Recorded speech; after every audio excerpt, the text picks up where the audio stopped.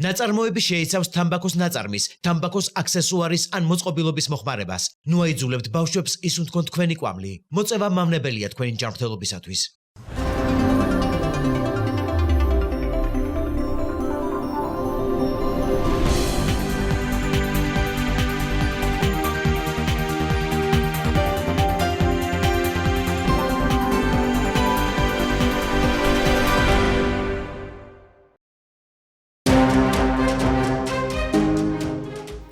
რატომ არის საქართველოში ფასები მაღალი და ამ მხრივ რატომ ვუსწრებთ არა მარტო რეგიონის, არამედ ევროკავშირის ქვეყნებსაც კი, რომლებიც ეკონომიკურად ჩვენზე ბევრად წინ არიან. როგორ არის ასეთი სხვაობა ოფიციალურ მონაცემებსა და მოსახლეობის აღქმებს შორის?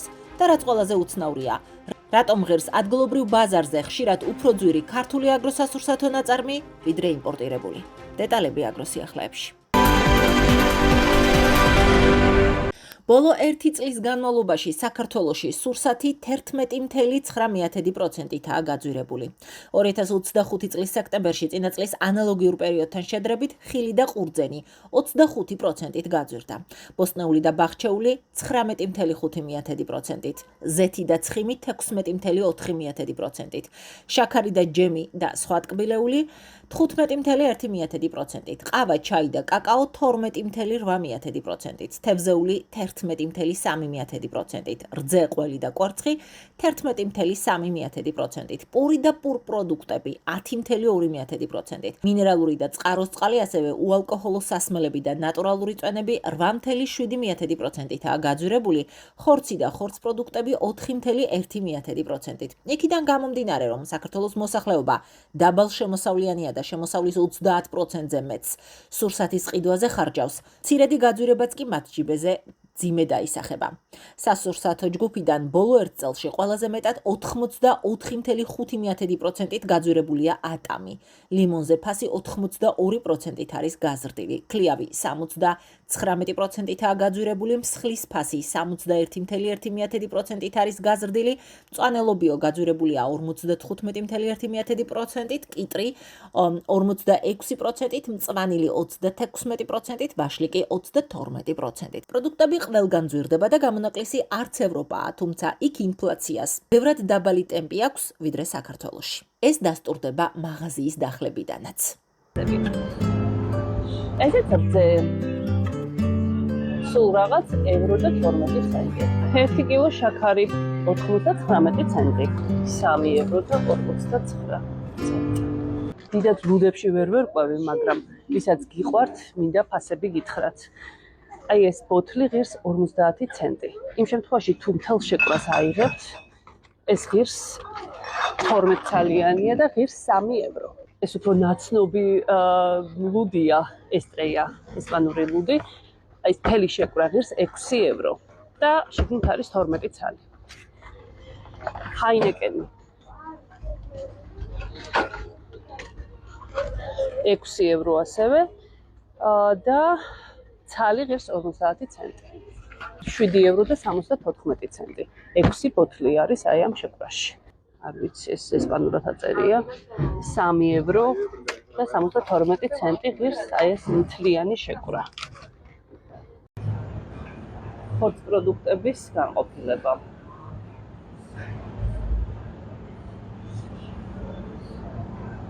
ეს უკვე დროხის ხორცი. სტეიკი 7 ევრო და 59 ცენტი.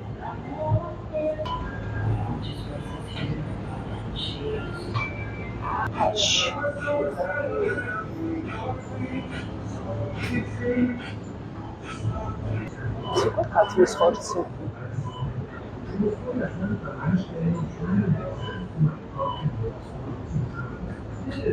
5 ევრო და 1 ცენტი. იოგურტების ნაკრები 10 ცალია და ღირს ევრო და 29 ცენტი. და მოვედით რძის სექციაში. ეს არის ლიტრანახევრიანი რძის ბოთლი, რომელიც ღირს ევრო და 82 ცენტი. თუ აიღებთ მთელ შეკვრას, რომელშიც არის 6 ცალი ლიტრანახევრიანი ბოთლი, მაგ შემთხვევაში მოგიწევთ 10 ევრო და 92 ცენტის გადახდა. და სხვათა შორის შეგიძლიათ დარწმუნებული იყოთ აბსოლუტურად, რომ არავითარ შემთხვევაში ეს კინტლნაჭამი ძროხის აქცია არ იქნება. კარაქი 250 გრამი 2.99 €. რაც შეეხება მარგარიტს, ეს არის 1.59 €. ხილის იოგურტი 69 ცენტი, ანუ ევროც კი არა. 1 კილო შაქარი 99 ცენტი. ჩვენ ამდენს ვიხდით, მოვედით მაკარონის სექციაში. ანუ 1 ევროც კი არ ღირს 77 ცენტი. როგორ გინდა ახლა გული არ გაგისკდეს, მოვედი ნაყინის შეკვრებთან, სადაც 3 ევრომდე ღირს. არა რა 3 ევრომდე, 2.29 ცენტი. 6 ნაყინიანი შეკვრა და 2.99 ცენტი 8 ნაყინიანი შეკვრა. კოკა-კოლას შეკვრა, სადაც არის 12 ცალი კილა, ღირს 5.40 €. ესეც ზეთის ხილი. მჟავე კიტრი, ბარდა, სოკო,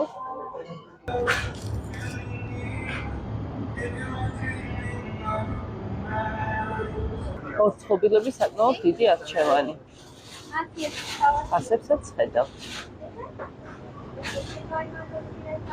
2 ევროზე ზემოთ ფაქტობრივად არც ერთი ორცხობილა არაა. კბილეული სექცია.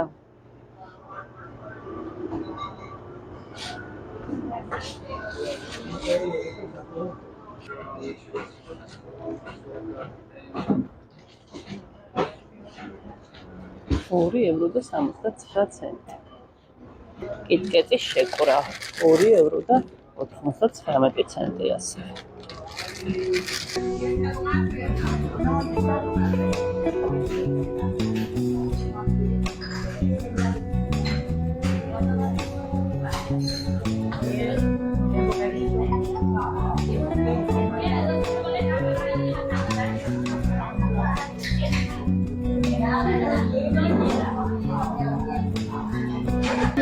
მოხალხები პატარა ესპანურ კაფეში, სადაც დიდი საუზმე ყავა კრუასანთან ერთად დაიჭდა 2 ევრომდე. თუ უფრო ნოყიერ საუზმეს და საფუძვლიან განაყრებას გეგმავთ, ამ შემთხვევაში სენდვიჩის ფასი მერყეობს 2-დან 5 ევრომდე. მოდით ახლა გავიხსენოთ საქართველოში კაფე, სადაც 5-7 ლარად განაყრება შევძლებთ. ვერახომ რა შეიძლება იყოს მიზეზი, რატომ და როგორაა უფრო იაფი პროდუქტები განვითარებულ ქვეყნებში ვიდრე ჩვენთან? მრავალ მიზეზთაგან ექსპერტები ჩვენთან საუბარში გამოყოფენ ძლიერ ევროპულ წარმოებას და ნაკლებ იმპორტ დამოკიდებულებას, რაც ქმნის იმ ევროპულ რეალობას, რომელშიც ფასწარმოქმნა ბევრად კონკურენტულ გარემოში ხდება. სპეციალისტების ახსნით, ჩვენთან ოლიგოპოლიური მდგომარეობა ბიზნეს მოგების მადასაც უზრდის და ხარჯიც რეალურად ეზრდებათ, სხვადასხვა პოლიტიკური თუ ეკონომიკური ფაქტორების ხშირი და არაპროგნოზირებადი ცვალებადობის გამო. ეკონომიკურად განვითარებულ ქვეყნებში გვაქვს დაბალი ინფლაციის მაჩვენებელი, რაც აიხსნება იმით, რომ არის დიდი ზომის ეკონომიკა, ის რესურსები, რაც ეკონომიკაში უნდა იყოს ჩართული, მაქსიმალურად ჩართული არის, პოტენციალურად მაქსიმალურად აქვს გამოყენებული, შესაბამისად გვაქვს მაღალი კონკურენცია, მაღალი შიდა წარმოება, რაც ნიშნავს იმას, რომ ფიქსირდება დაბალი ინფლაციის მაჩვენებელი. ჩვენ შემთხვევაში განვითარებად ქვეყნებში გვაქვს მაღალი ინფლაცია, გამომდინარე იქიდან, რომ არის ინფლაციას რა იწვევს, ეს არის ფულის მასისა და წარმოებული პროდუქციის ერთმანეთთან შეფარდება, ანუ ეს შეფარდება არის დარღვეული. პირველი ის, რომ დაბალი წარმოება გვაქვს, ეკონომიკა მცირეა, შესაბამისად დაბალი არის წარმოება და პროდუქციის მიწოდება მცირეა, შესაბამისად ეს იწვევს ფასების ზრდას. მეორე არის ის, რომ იმპორტზე დამოკიდებული ქვეყანა ვართ და საგარეო ვაჭრობაში 70%-ზე მეტი იმპორტი მოდის. შესაბამისად იმპორტირებული პროდუქტი და საგარეო ფაქტორები მნიშვნელოვან გავლენას ახდენს და მეორე არის ეს ეროვნული ბანკის პოლიტიკა, როცა ნიშნავს იმას, რომ სავალუტო ბაზარზე უფრო მეტი ფულის მასა გამოდის, ვიდრე ეს ეკონომიკას სჭირდება. და შესაბამისად გვაქვს ეს ორი ფაქტორი, ის რომ მცირე წარმოება რაც პროდუქციის დეფიციტს ქმნის, მეორე ჭარბი მიწოდება ფულის, უფრო მეტი ფულის მასა არის ეკონომიკაში, ვიდრე ეს ეკონომიკა სჭირდება და შესაბამისად გვაქვს მაღალი ინფლაციის მაჩვენებელი. რაც საპირისპირო სურათი არის განვითარებულ ქვეყნებში, იქ ეკონომიკა მძლავრია, დიდი ეკონომიკაა, შესაბამისად კონკურენციაც მაღალი არის, წარმოებული პროდუქციის მიწოდებაც, ასე ვთქვათ, მაღალი არის და ფულის მასის მიწოდებაც ბაზარზე მათი ეროვნული ბანკების მიერ ხდება დაბალანსებულად. შესაბამისად, ეს ორი ფაქტორი განსაზღვრავს იმას, თუ რატო გვაქვს ესეთ ინფლაციას შორის მნიშვნელოვანი წყვეტა. ასევე გარდა იმისა, რომ გვაქვს ეკონომიკა და ფულის მიწოდება შორის ესეთი დისბალანსი, მეორე არის, რომ რაც უფრო მცირე არის ეკონომიკა, შესაბამისად აქ უფრო მეტი რისკი ჩნდება, რომ გაჩნდეს მონოპოლიური ბაზრები, ოლიგოპოლიური ბაზრები, რომლებიც თავიანთი შეხედულების სამებს, გარიგების მიხედვით, ასე ვთქვათ, ამ ფასებს ადგენენ, ის რომ მცირე არის ეკონომიკა, არასტაბილური ეკონომიკური გარემოა ქვეყანაში, აქედან გამომდინარე იმპორტიორები ყოველთვის თავს იზღვევენ, რადგანაც არ აქვთ პროგნოზები მომდევნო პერიოდისთვის, რომ არ შეამცირონ ფასები და უკვე შემოტანილი რეზერვები მაქსიმალურად გამოიყენონ და შესაბამისად აქ ფასების კლების ტენდენცია არ შეინიშნება და ვალუტის კურსის გაუფასურება, რაც იწვევს იმას, რომ რაც უფრო გაუფასურდება ვალუტის კურსი, ეს აისახება იმპორტირებული პროდუქცია, იმპორტირებული პროდუქტი ძვირდება, შესაბამისად ეს აისახება სამხმარებლო კალათაზე და გაძვირებულ პროდუქციას. არ უნდა გამოგრჩეს შემოსავლებიც. ევროპის მოსახლეობა საქართველოსგან განსხვავებით მაღალშემოსავლიანია და სასურსათო პროდუქტების ყიდვისთვის შემოსავლის მხოლოდ 12%-მდე ხარჯავს. ინფლაციის ზრდის ტემპს მიჰყვება ან უსწრებს კიდეც ხელფასის ზრდის ტემპი, რის გამოც რიგითი ევროპელისთვის ფასების ზრდა მტკივნეული ნაკლებადაა. განსხვავებით ქართველი მომხმარებლისგან, რომლის მცირე შემოსავალში 30%-მდე სწორედ სასურსათო ხარჯია. ბუნებრივია, რომ პროდუქტზე მომატებული თითო თეთრიც მათ ჯიბეს ურტყამს, უპირველესად მათ ჯიბეს ურტყამს და ოჯახების ბიუჯეტზე მტკივნეულად აისახება. საქსტატის ბოლო მონაცემებით 2024 წელს საქართველოში ერთ მოსახლეზე ფულადი შემოსავლები შეადგენდა 561 ლარს, ხოლო 2015 წელს 269 ლარსა და 70 თეთრს. ნომინალური შემოსავლები გაზრდილია 291 ლარითა და 30 თეთრით. ანუ ორჯერ. თუმცა აქ გასათვალისწინებელია თუ როგორ შეიცვალა ლარის მსყიდველუნარიანობა და რა გავლენა მოახდინა ინფლაციამ შემოსავლებზე. 2024 წელს 2015 წელთან შედარებით ინფლაციამ 54.8% შეადგინა. ამიტომ 2024 წლის რეალური შემოსავალი ინფლაციის გარეშე 2015 წლის მუდმივ ფასებში გადაყვანით იქნება 362 ლარი და 40 თეთრი. აქედან გამომდინარე 2024 წელს 2015 წელთან შედარებით ერთ მოსახლეზე ნომინალური შემოსავალი 291 ლარითა და 30 თეთრით გაიზარდა, ხოლო რეალური შემოსავალი მხოლოდ 71 ლარითა და 10 თეთრით. შესაბამისად, დინამიკაში როგორც ნომინალური, ისე რეალური შემოსავლები მზარდია, თუმცა მაღალი ინფლაციის გავლენით რეალური შემოსავლის ზრდა ბევრად ჩამორჩება ნომინალური მაჩვენებლის ზრდას. ანუ ინფლაცია ჭამს ჩვენს შემოსავლებს და ვერც ნომინალური შემოსავლების ზრდა მიყვება მოსახლეობის მოთხოვნილებებს და არც 561 ლარი გახლავთ საკმარისი მაჩვენებელი. ჩვენთან რა თქმა უნდა, როგორც წესი უფრო მაღალია ხოლმე ინფლაცია ვიდრე ევროპაში. კოვიდის შემდეგაც როცა ჩვენთან იყო ინფლაცია, ის უფრო მაღალი იყო ვიდრე ევროპაში. ევროპაში საკმაოდ მაღალი ინფლაცია იყო, მაგრამ ჩვენთან კიდევ უფრო მაღალი და ეს საბოლოო ჯამში გამოწვეულია იმით, რომ საქართველოს უფრო ის არის, უფრო არასტაბილური ეკონომიკაა. იქ თქვა საქართველოში ძალიან ბევრ ფაქტორზეა ხო დამოკიდებული, ვალუტის გაუფასურება შეიძლება რაღაცების გაძვირება გამოიწვევს, რაც ევროპაში როგორც წესი ასე არ არის. გარკვეულ პროდუქტზე, სურსათზე და სხვადასხვა პროდუქციაზე იყოს უფრო დაბალი ფასები ევროპაში. ხო ეს რითია გამოწვეული იმით, რომ მათ საკუთარი წარმოება აქვს ევროკავშირის ფარგლებში, ხო, რა თქმა უნდა, ბელგიური ლუდი პირობითად ჰოლანდიაში უფრო იაფი ეღირება. თავისთავად რომ საბაჟო მოსაკრებელს არ მოიცავს. ასევე მნიშვნელოვანია ის, რომ იქ არის საკმაოდ მაღალი კონკურენცია და საქართველოში სამწუხაროდ ზოგიერთი სექტორი ბიზნესი საკმაოდ ჩაკეტილია. იქ ახალი მოთამაშის შესვლა ძალიან ჭირს და კონკურენციას კიდევ უფრო მეტი ხელშეწყობა ჭირდება. თუმცა საშუალოდ რა თქმა უნდა ევროპაში ცხოვრება უფრო ძვირია, მაგრამ ევროპაში შემოსავლები გაცილებით მაღალია ვიდრე საქართველოში. ჩვენ როდესაც ფასებს და ქართულ ფასებს ვთქვათ ევროპულს ვადარებთ, ასევე შემოსავლები უნდა გავითვალისწინოთ, ხო? როდესაც ვსაუბრობთ რომ შესაძლებელია ევროპაში რაღაც უფრო ძვირი ღირდეს, ხო? უნდა გავითვალისწინოთ რომ იქ საშუალოდ ოჯახის შემოსავალი 2-3ჯერ უფრო მაღალია, 4ჯერაც საშუალოს ვამბობ, ხო? ვიდრე საქართველოში და ის სიღარიბის ის დონე არ აქვს, რაც საქართველოში. აი 22-23 წელს, 21-22 წელს უბრალოდ ჩვენ გვქონდა საკმაოდ მაღალი ინფლაცია. რასაც შემდეგ უკვე მოხვა საშუალო ხელფასის ზრდა. ხელფასი რატო გაიზარდა, ხო? ადამიანებს წარმოიდგინეთ ყოველთვიური ხარჯი გაეზარდა და რა თქმა უნდა მათ საკუთარ მომსახურებას და საქმიანობას უფრო მეტი ფასი დაადეს, იმიტომ რომ ფიზიკურად შეუძლებელი იყო. ამიტომ არის ინფლაცია ძალიან ცუდი, ხო? და სპირალში შესვლა იცის, იმიტომ რომ ერთი რო ფასები გაიზრდება, მერე უკვე ფასები თქვა სხვადასხვა გარემოების გამო გაიზარდა, ხო? შემდეგ ამას მოყვება უკვე ხელფასებიც და რაც ბიზნესებს, რა თქმა უნდა, ხარს უზრდის და ეს თავისთავად კიდევ უფრო უარყოფითად მოქმედებს. და როდესაც ჩვენი შემოსავლები სათანადოდ არ ვერიზდება და ვერ ეწევან 1 და 2 წლის დაგვიანებით ეწევა შეიძლება ითქვას, ხო?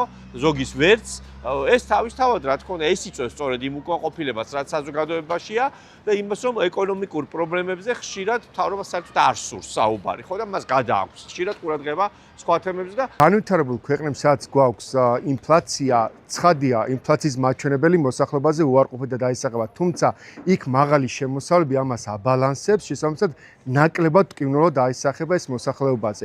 ჩვენ შემთხვევაში მთავარი პრობლემა, მთავარი გამოწვევა არის არა ფასების, ასე ვთქვათ, ზრდა ან სხვა მაჩვენებელი, მთავარია ის, რომ ჩვენ ვართ ღარიბი ქვეყანა. სიღარიბეს განაპირობებს დაბალი შემოსავლები და დაბალ შემოსავლიანი ადამიანები პირველად ასე ვთქვათ მოწყვლადი ჯგუფი არის და ის ყოველი ერთი თეთრით გაძურებული პროდუქციის ფასი უფრო მტკივნეულად დაისახება. ის რომ დაბალი ეკონომიკის მქონე ქვეყანა ვარ და დაბალი არის შემოსავლები, ზუსტად სამხარებლო ხარჯებში სურსათის ხარჯი მიუთითებს ის რომ 30%-ზე მეტს ხარჯავს საშუალო მოქალაქე სურსათზე, ეს აისახება რომ დანარჩენ სხვა ფუფუნების საგნებზე ეს ფული არ რჩება. შესაბამისად ნიშნავს იმას რომ დაბალ შემოსავლიანი ჯგუფი ვართ და დაბალ შემოსავლიანი ჯგუფისთვის ეს სურსათზე გაწეული ხარჯები მაღალი წილით არის წარმოდგენილი, ორნიშნა ინფლაციის მაჩვენებელი სურსათზე კიდევ უფრო მტკივნეულად დაისახება. რაც შეეხება აქ მნიშვნელოვანია ინფლაციის გავლენა ნომინალურ და რეალურ შემოსავლებს შორის.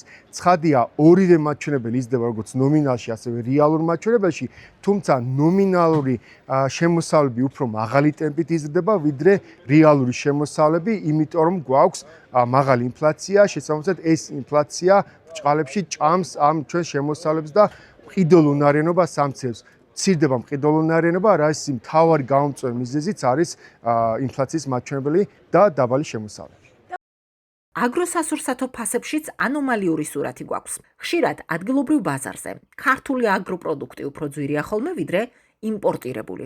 ეს ერთი შეხედვით უცნაური მდგომარეობაც მარტივად აიხსნება, თუ ჩვენი აგროწარმოების პრობლემურ დეტალებს ჩავუღრმავდებით. რატომაც გვაქვს ფაქტი, რომ ადგილობრივი წარმოების პროდუქცია ძირითადად ეს სოფლის მეურნეობის პროდუქციას ეხება, უფრო მაღალი ფასია ვიდრე იმპორტირებული პროდუქტი, ამის ახსნა არის ძალიან მარტივი ის, რომ თვითღირებულება იმ ქვეყანაში, სადაც იმპორტი ხდება, არის დაბალი და შესაბამისად აქ არ ვსაუბრობთ მხოლოდ პროდუქციის ხარისხზე, თვითღირებულებაზე, თვითღირებულება უფრო მცირეა, შესაბამისად მცირე დაბალი ფასით შემოდის ბაზარზე. აქ როცა თანამედროვე ტექნოლოგიები არ არის, როცა ფინანსებზე ხელმისაწვდომობა არ აქვს ადგილობრივ მწარმოებლებს, შესაბამისად მათ თვითღირებულება უფრო ძვირი უჯდებათ, შესაბამისად ეს აისახება, ასე ვთქვათ, ფასებზეც. როგორ შეიძლება ისე, რომ იმპორტირებული პროდუქტი უფრო ძვირი ღირდეს, ვიდრე ადგილზე შენს კართან წარმოებული პროდუქტი. ამის მთავარი, ასე ვთქვათ, ახსნა არის ის, რომ თვითღირებულება აქ უფრო ძვირია. თვითღირებულება იმიტომ არის ძვირი, რომ თანამედროვე ტექნოლოგიები აქ არ გვაქვს.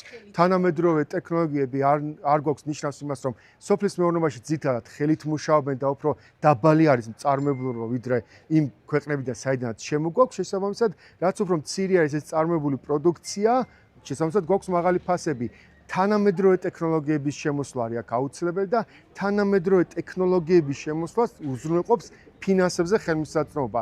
რაც უფრო მაღალშემოსავლიანი ვიქნებით, რაც უფრო მდიდარი იქნება ქვეყანა და ამას განაპირობებს მაღალი ეკონომიკური განვითარება, მით უფრო მეტად გაიხსნება ფინანსებზე ხელმისაწვდომობა. ფინანსებზე ხელმისაწვდომობა აგვარებს ყველა სხვა დანარჩენ პრობლემას და მათ შორის თანამედროვე ტექნოლოგიებსაც და თანამედროვე ტექნოლოგიები როცა შემოუყვე, ჩვენ შეგვეძლება რომ კონკურენციის პირობების, ასე ვთქვათ, გათვალისწინებით თვითღირებულება შემცირდეს ქვეყანაში და კონკურენტუნარიანი გახდეს იმპორტირებულ პროდუქტთან. აქ არის ერთი გამოსავალი, რომ ეს სწრაფი ეკონომიკური განვითარება არავითარ შემთხვევაში იმპორტირებული პროდუქტის შემოსვლის შეზღუდვა, კვოტების დაწესება და ასე შემდეგ. ეს გამოიწვევს ამ პროდუქციის, ასე ვთქვათ, შემცირებას, იმპორტირებული პროდუქციის შემცირებას, ბაზარზე პროდუქციის დეფიციტს და მოსახლეობა რატომ ირჩევს იმ იმპორტირებულ შეიძლება დაბალხარისხიან პროდუქტებს, ხო? იმიტომ რომ დაბალი არის ფასი და ჩვენ თუ აი ამ ადამიანებს კიდევ უფრო შეუმცირებთ პროდუქციას და შესაბამისად დეფიციტი წარმოიქმნება ბაზარზე, გამოიწვევს დანარჩენი პროდუქტების გაძვირებასაც, როგორც ადგილობრივი, ისე სხვა დანარჩენი შემოსული იმპორტირების და იმ დაბალ შემოსავლიანი ადამიანებისთვის კიდევ უფრო გაუსაძლისი მდგომარეობა გახდება. სად არის გამოსავალი? რამ შეიძლება თავიდან აგვეცილოს ცხოვრების გაძვირება, სასურსათო პროდუქტებზე ფასების მატება, რაც საბოლოოდ დაბალ ინფლაციაში გამოიხატება. ეს კი დაგვიზოგავს ხარჯებს, რაც მოსახლეობისთვის შვება იქნება. რეცეპტი მარტივია.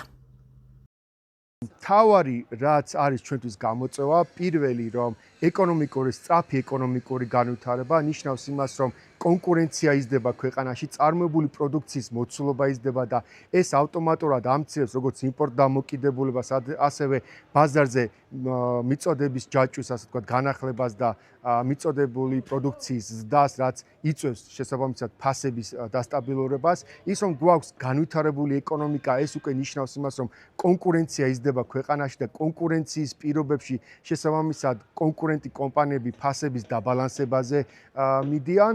და მეორე პოლიტიკა უფრო მყისიერი, რასაც ქვია, ეს არის ეროვნული ბანკის მონეტარული პოლიტიკა, რაც აისახება იმაში, რომ ბაზარზე ჭარბი ფულის მიწოდების შეზღუდვა, რომ ეკონომიკაში იმდენი გამოვიდეს ფულის მასა, რამდენიც ეს ეკონომიკას სჭირდება და არა ზედმეტი, ასე ვთქვათ, მოცულობით, რაც მე უკვე ინფლაციურ წნეხს იწვევს და ინფლაციურ წნეხთან ერთად, რაც უფრო მეტი არის ფულის მასა, შესაბამისად ლარისა და პირობითად დოლარის მიმართებაში ეს ფარდობა ირღვევა და გვაქვს ვალუტის კურსის გაუფასურება. ვალუტის კურსის გაუფასურებაც ცხადია მე აისახება იმპორტირებული პროდუქციის ფასების ზრდაზე და დამატებით, ასე ვთქვათ, წნეხს წარმოადგენს ინფლაციის მაჩვენებელზე.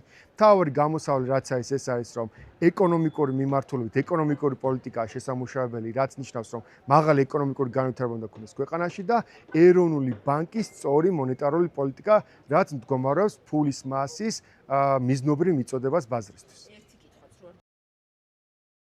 და ბოლოს, ევროპულ და ქართულ ფასებს შორის სხვაობის მიზეზად სახელდება ისიც, რომ სურსათზე ევროკავშირის მთელ რიგ ქვეყნებში განურჩევლად იმისა პროდუქცია ადგილობრივი წარმოებისაა თუ იმპორტირებული, მოქმედებს DGG-ს საშეღავათო პოლიტიკა. მაშინ როცა საქართველოში სასურსათო პროდუქცია 18%-იანი DGG-ით იბეგრება, რაც ევროკავშირის ყველა ქვეყნის მაჩვენებელზე მაღალია. მაგალითად, საქართველოში რძეზე DGG საბოლოო ფასის 18%-ია, ესპანეთში კი 4%-ს უტოლდება. ხორცზე DGG საქართველოში 18% გახლავთ, იტალიაში 4%. პურზე 18%-ია DGG, საფრანგეთში 5.5%. ექსპერტების შეფასებით, სწორედ ასეთი საგადასახადო პოლიტიკა ქმნის ისეთ ვითარებას, რომ სუპერმარკეტების დახლებზე კარაქი, ყველი, ხორცპროდუქტები, ტკბილეული თუ სხვა დასახელების საქონელი თელ რიგ შემთხვევებში ჩვენთან იმაზე ბევრად ძვირია, ვიდრე ევროკავშირის ქვეყნებში.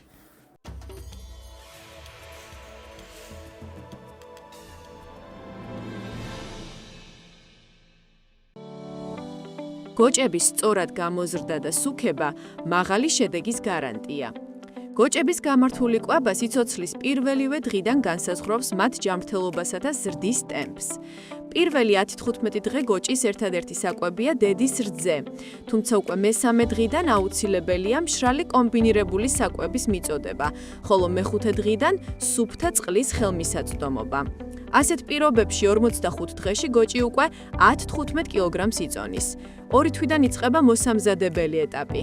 გოჭი უნდა დარჩეს იმავე დოლფარაში, რათა თავიდან ავიცილოთ სტრესი. კვება ხდება 3-4 ჯერ დღეში, სპეციალური კომბინირებული საკვებით, რომელიც შეიცავს პროტეინს, ენერგიასა და მინერალებს. ამ ეტაპის ბოლოს გოჭი მსხვილდება 35-40 კილოგრამდე. 3.5-4 თვიდან იწყება დამამთავრებელი სუქება. საკვები უნდა იყოს მშრალი და მდიდარი სიმინდით, ცილოვანი მწვანე მასით და თივის ფქვილით, 10-20%-ით. გოჭს მუდმივად უნდა ქონდეს სუფთა წყალი, ცარცი, ნახშირი და წითელი თიხა. ოპტიმალური სასუქი მასაა 100-120 კილოგრამი. დაუშვებელია ნედლი ან მწვანე კარტოფილი, ასევე წვნიან საკვებზე მკვეთრი გადასვლა. ეს დისპეპსიაზე მოქმედებს. გახსოვდეს, ჯამფრთელი კვება პლუს სტრესის მინიმუმი უდრის სწრაფი წონამატი და ხარისხიანი ხორცი.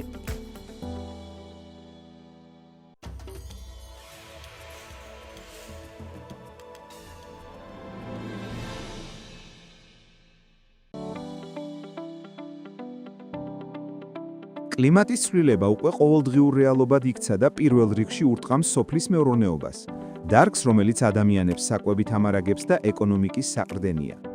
ტემპერატურის მატება, ნალექების შემცირება და ნიადაგის გაშრობა იწვევს მოსავლიანობის შემცირებას.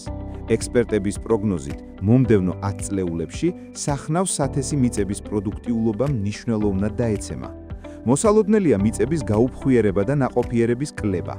სამხრეთ რეგიონები გამოუსადეგარი ხდება, ხოლო სოფლის მეურნეობა ჩრდილოეთით ინაცვლებს. რისკებს შორისაა საკვების ხარისხის შემცირება, შრომის პირობების გაუარესება და ხარჯების ზრდაც. გაიზრდება წნეხი მიწაზე, წყალსა და ჰაერზე. არსებობს 3 გამოსავალი. ფერმერთა მხარდაჭერა, განათლება, ფინანსები, აგროკონსულტაცია და სახელმწიფო მხარდაჭერა. ინოვაცია და მოქნილობა. ჭკვიანი სარწყავი სისტემები, რესურსების ეფექტიანი მართვა და მეცნიერებაზე დაფუძნებული გადაწყვეტილებები. გამონაბოლქვის შემცირება, ეკოლოგიურად სუფთა ენერგია და დაბინძურების კონტროლი. მხოლოდ ასე შეიძლება სოფლის მეურნეობა გახდეს არა მარტო გადარჩენის, არამედ წარმატების მაგალითი მომავალ თაობებისთვის.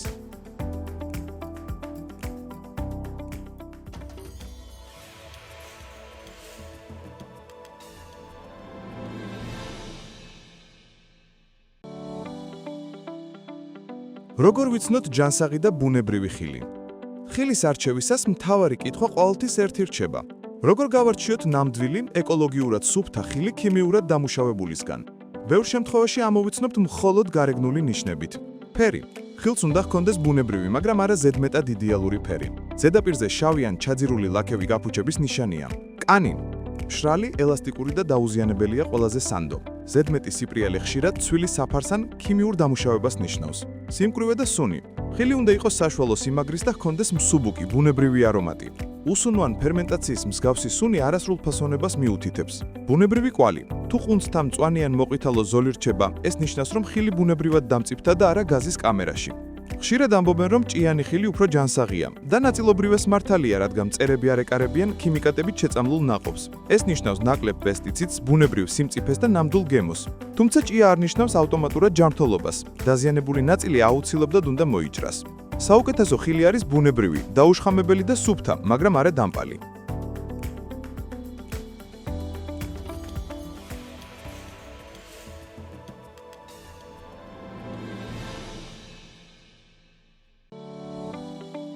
ველური სამკურნალო და არომატული მცენარეების შეგროვება არა მხოლოდ დამატებითი შემოსავლის წყაროა, არამედ პასუხისმგებლობაა ბუნების წინაშე.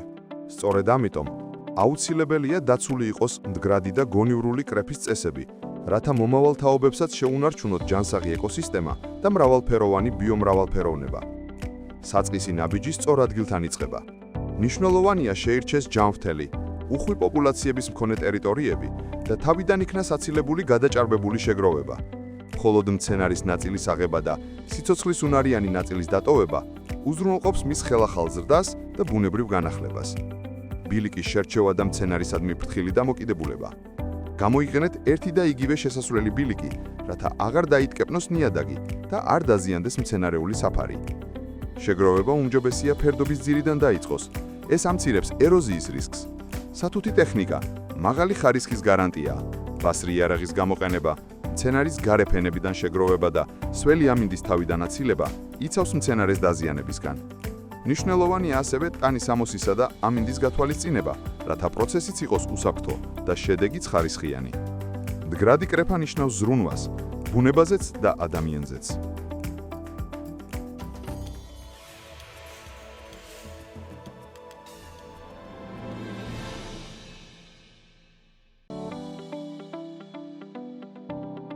საკალმახე მეურნეობა, წყლის გონივრული გამოყენება და ეკოლოგიური წარმოება. საქართველოში კალმახის მოშენების სამი თანამედროვე ფორმა გამოიყენება: ტბორები, გამდინარე აუზები და ტივტივა ცხაურები. თითოეული მათგანი ეფექტურია სწორ პირობებში.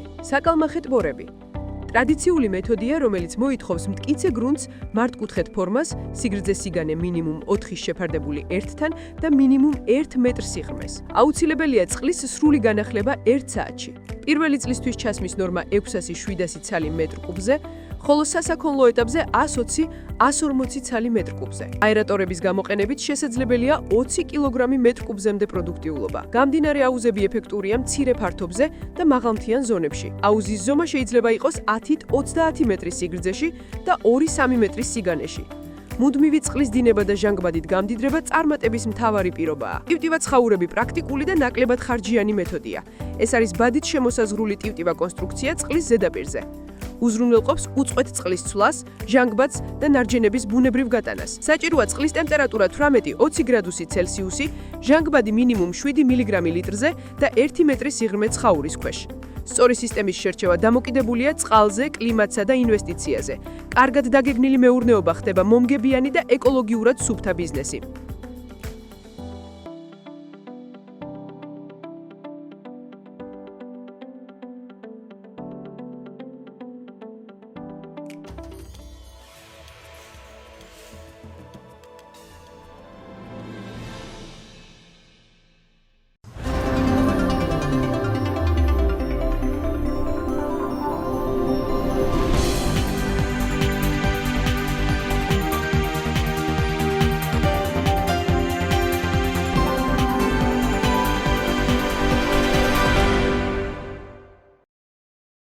ნაწარმოები შეიცავს თამბაქოს ნაწარმის, თამბაქოს აქსესუარის ან მოწყობილობის მოხმარებას. ნუ აიძულებთ ბავშვებს ისუნთქონ თქვენი კვამლი. მოწევა მავნებელია თქვენი ჯანმრთელობისათვის.